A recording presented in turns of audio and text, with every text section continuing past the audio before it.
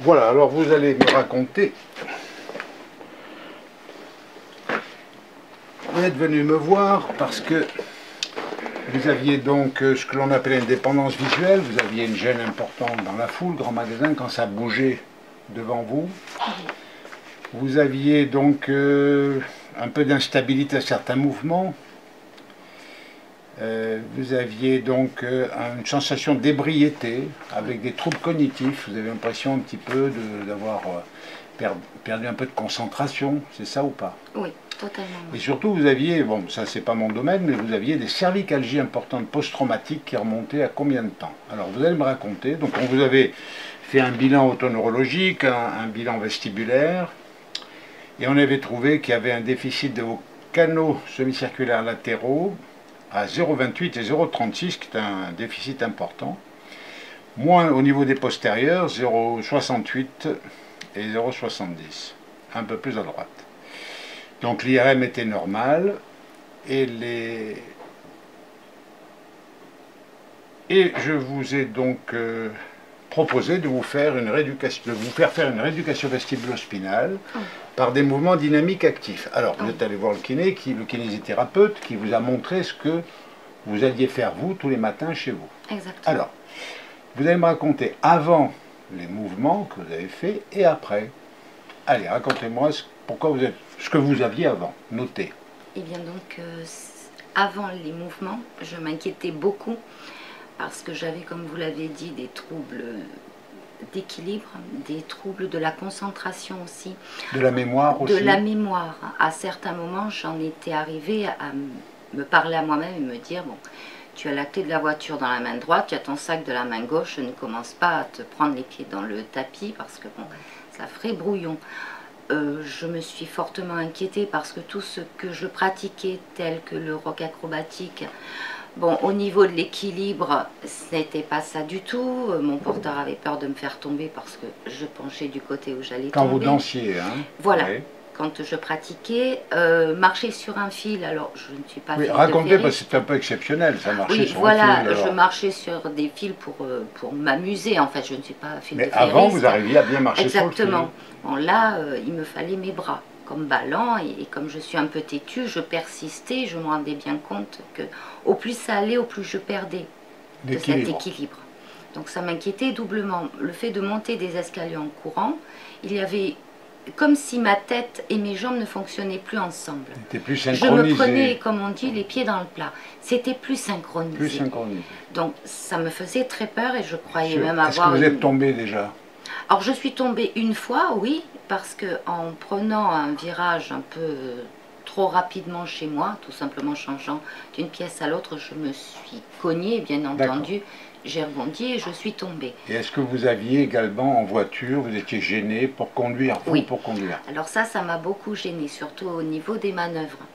Alors j'ai la prétention de dire que je faisais bien mes créneaux, enfin j'avais bien le gabarit de mon véhicule.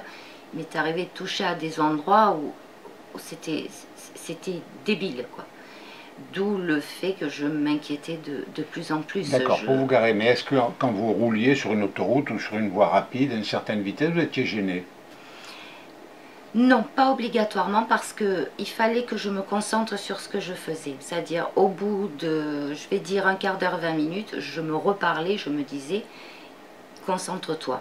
Garde bien ta tête sur les épaules. Donc la conduite n'était plus devenue naturelle ou automatique. Non, et plus il fallait du tout un vous plaisir. Concentrer sur la conduite. Il faut se concentrer. Il fallait que je me concentre beaucoup plus. Et est-ce que vous avez déjà eu mal au cœur en voiture étant passagère, le mal des transports par exemple? Oui, alors surtout à l'arrière. Oui. Et à l'avant, il fallait absolument que j'ai un point d'ancrage sur le sol. Mais est-ce que vous l'aviez enfant, ça avait disparu et c'est revenu après, ou vous l'avez toujours eu? Non, ça je l'ai toujours eu. Toujours eu. Et dans la foule, dans les grands magasins, qu'est-ce que vous ressentiez quand ça bougeait autour de vous? Alors ça, c'était devenu fortement agaçant même. J'avais ce sentiment je vacillais. J'étais saoule en fait, ça me saoulait d'ailleurs, c'est le terme que j'utilisais. Dans les grandes surfaces. Voilà, exactement, que ce soit au marché également, quand la foule était trop dense, le son aussi. ces brouhahas, ces bruits de fond finissaient par m'énerver. Alors, vous m'aviez dit que vous aviez eu un traumatisme cervical Oui. il y a 19 ans. Oui. Hein, et quelles ont été les conséquences? Alors, j'ai eu l'axis qui a été écrasé. Donc, j'ai porté pendant très longtemps une minerve. J'ai eu des séances de kinésithérapie. Mais vous aviez des douleurs des cervicalgies depuis ce moment-là. Depuis ce moment-là. Qui persistaient. Parce que quand je vous ai vu, vous me l'avez signalé tout de suite, vous aviez des cervicalgies invalidantes puisque vous preniez du tramadol. Exactement, même à forte dose. À forte dose en plus. Oui, parce que rien ne me calmait. Mais vraiment rien. Alors, vous avez commencé à faire, enfin vous avez vu le kiné, combien de séances? 2 fois? Oui, une fois, il vous a montré ce que vous deviez et faire, la deuxième fois, il vous a contrôlé. Pour me contrôler. Alors, voilà. il y a combien de temps que vous avez commencé à faire ces mouvements? 3 semaines. 3 semaines. Alors, racontez-moi maintenant, depuis, eh bien, dans l'ordre. Alors, les cervicalgies.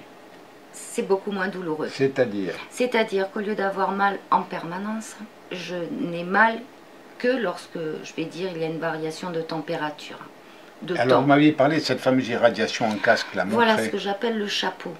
Cette douleur qui est ici et qui ne passe pratiquement jamais. Et là, maintenant? Là, je n'ai pas mal. Vous ne l'avez plus? Non, là, je ne l'ai plus. Vous prenez du tramadol toujours ou pas? Non, ça va faire 5 jours que je n'en ai pas pris. Vous n'avez pas besoin? Non.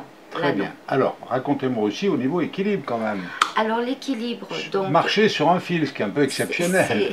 Alors, ça y est, je n'ai plus besoin de mes bras pour... Vous avez retrouvé le même équilibre en marchant sur un fil qu'avant, il y a combien de temps? Il y a longtemps?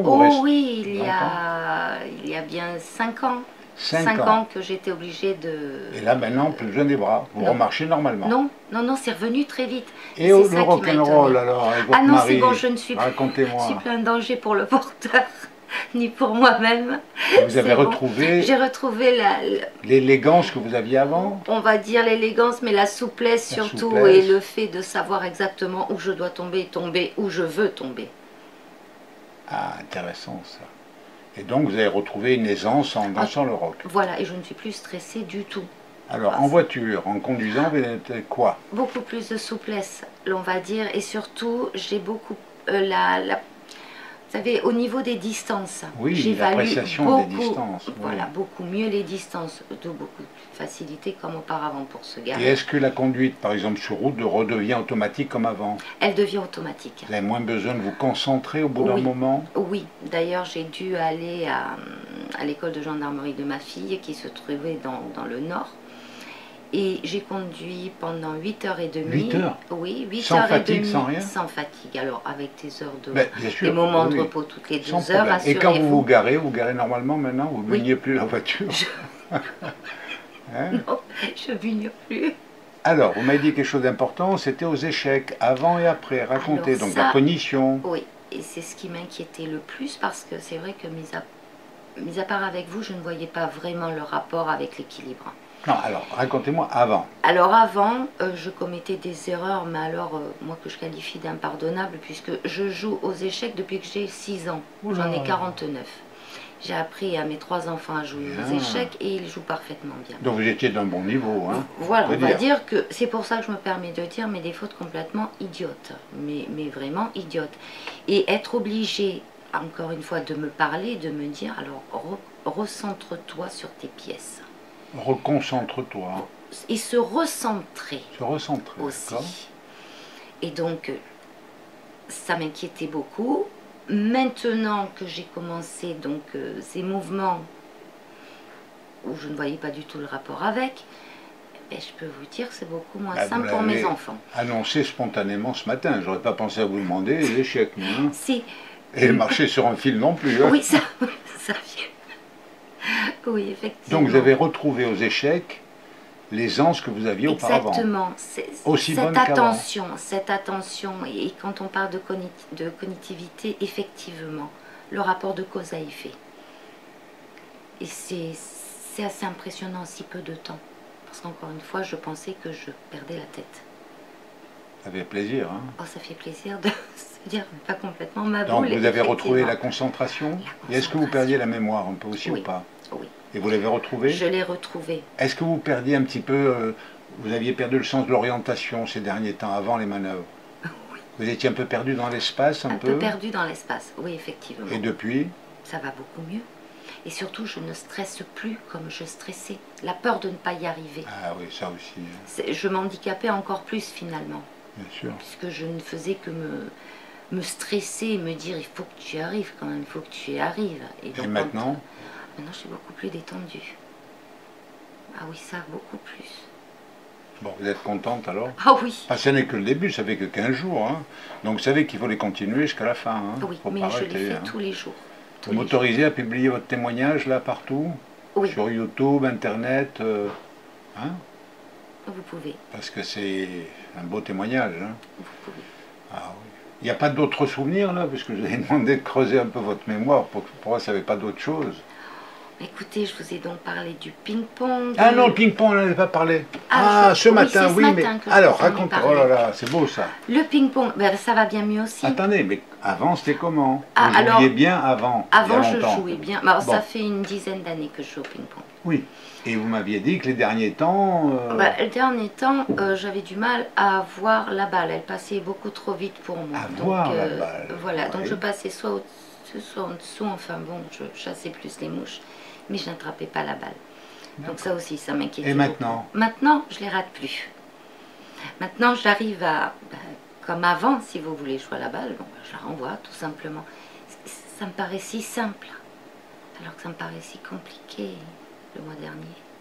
Il n'y a pas d'autre chose. Et dans les grands magasins, les grandes surfaces, vous pouvez y aller maintenant ou pas? Oui. Eh ben, il faut le dire, on a failli passer à côté. Beaucoup plus à l'aise lorsqu'il y a du monde. Plus de nausées, ces sons que moi je qualifiais de bruit en fait, me gênent beaucoup moins, pour ne pas dire pas. Et la foule non plus. La foule non plus, ça ne m'étouffe pas.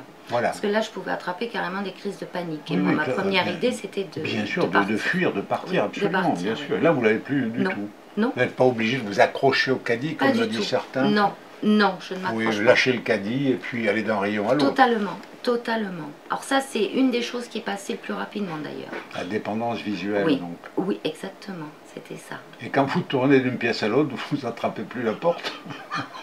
J'ai même remis mes plantes parce que comme j'avais des colonnes. Et dans l'espace, vous sentez... Vous êtes mieux intégré dans votre espace. Exactement, beaucoup plus sereine. Parce que je n'ai plus peur.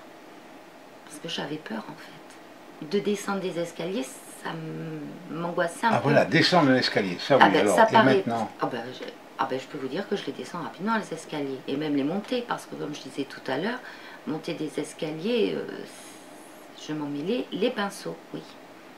D'accord, mais écoutez, on fera une petite interview dans un mois, pour voir. Parce que, mais là déjà c'est... Déjà, c'est merveilleux. C'est merveilleux quand même. Oui. Hein. Il ne faut pas arrêter. Non, ça j'ai bien compris, effectivement. Mais écoutez, je vous remercie de ce beau témoignage, et d'être venu exprès pour témoigner. Merci. Pas de quoi.